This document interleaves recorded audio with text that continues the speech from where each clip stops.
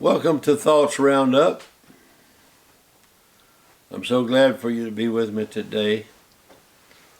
Appreciate you allowing me to share a little thinking. And we're getting so many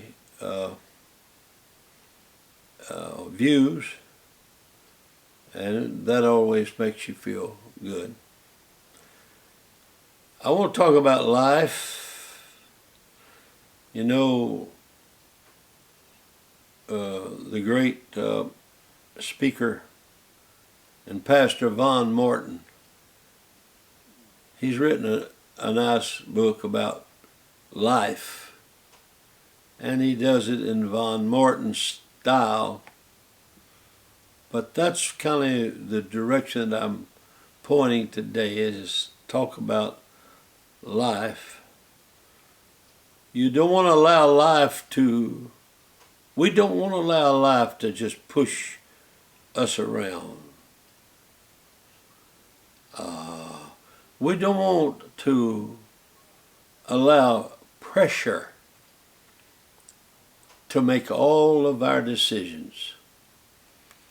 Don't it seem though sometimes that pressure, we do everything because we're pressured by this and pressured by that. After a while we say, whoa, wait just a minute. You see, life is as unpredictable as a grapefruit squirt. And you just can't allow life to just push you. You know, going along on excitement alone, that bleaches out in the first wash. You just don't want to go on just excitement. Some people try to live their life on excitement. That's why people get on drugs and prescription medicines and all of that sort of a thing. So what do we do? What do we do? Well, we have to, there's three things that I'd like to mention that we do. We reach, we stretch, and we press. Reach, stretch, and press. You see, everything that we want and need is not eye level. It'd be awfully nice if everything was eye level. You just reach for it. But sometimes you have to stoop and bend over, and sometimes you have to stand up and stretch and get things assembled. It's not going to just be in our hands. That's not the way it is. Reach. You have to reach. You reach for the supernatural. You see, you don't have the supernatural blessings of God unless you reach for it. You can be a good person, but until you pray and seek God and fast and put yourself out to know more of Him, it's not, you have to stretch for the supernatural. It's like the old Indian said to his 3 sons. He said, I'm going to send you forth into the land, and one of you is going to be made leader. But in order for that to happen, I want you to bring me back something. Each one of you bring me something back. And I'm going to award leadership based on what you bring me back. So, one brought him back. He fished in a stream, all the streams he could find, until he caught the trophy fish. And he thought, my father will like that. Then the second one gathered minerals together, the gold, and that sort of thing. He said, my father will like that riches. But the third one came, and he said, what did you bring me, son? He said, I want to tell you what I saw. And he began to tell him about, in the distance, the sun, how the sun set and how it cast its yellow hue and glow all around. He told him about the clouds, and he told him about the stretches of land as far as you could see across the lush green valleys and so on. So the old Indian said, I'm going to award you. I'm going to award you, my son, to be the leader, because the others brought me things, but you have brought me vision. Don't we hear the scripture say, without a vision the people perish?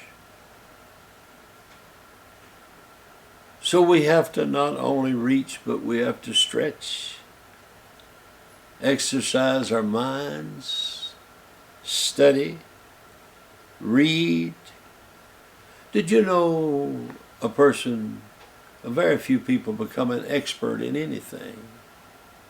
And almost everyone has the ability and the wherewithal to become an expert in something. If you become an expert in something, there will always be a place for you. What's an expert? No, it's not what the joke says, a drip under pressure. No, that's not it. An expert is someone that knows just about everything there is to know about a certain job or a certain subject. Just has a market cornered on expertise to do and to know. Yeah, you have to stretch. And then, third, you have to press. Press. You have to keep. It's not just because you know something. It's not going to just come. Life is not going to just fall around and make a way through. You have to take the machete and hack your way through the jungle of this life. You've got to press. You've got to press. The Bible even talks about man pressing his way into spiritual things. One of the examples in the Bible was given because the woman with the issue of blood, they had all kinds of people there apparently, but she pressed her way through. She pressed her way through the crowd. Let nothing hinder her. She said, if I can just touch the hem of his garment, I know it'll happen. Press. I was remembering about the soldier that was left to die on the road to Hanoi. He was left to die, and he was dying. But when he regained consciousness, he thought of the old saying, to be or not to be. That is the question. And he said, I will be. I am going to be saved here. I am not going to die along the highway. And hungry, starving, pressing with all kinds of props and boards, limbs, he pressed his way into Hanoi because he decided that he was going to be. He wasn't going to let the devil have it. He was going to be what he ought to be and what he wanted to be. Reach, stretch, press. Life is before us. God bless you. It just comes to me that I need to make an amendment to this story. The soldier that was on the road to Hanoi he was a French doctor. And when he realized that he had appendicitis, and when he made up his mind to live instead of die, he made an incision and took out his own appendix, sewed himself back up, and marched into Hanoi. I couldn't let the story go without letting you know that. Thank you.